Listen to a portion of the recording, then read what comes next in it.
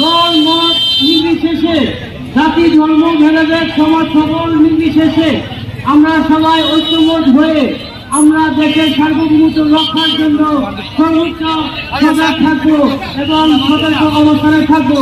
কোন প্রকার বৈদেশিক শক্তি যেন আমাদেরকে ঐক্যবদ্ধ থেকে ছাড়াতে না পারে।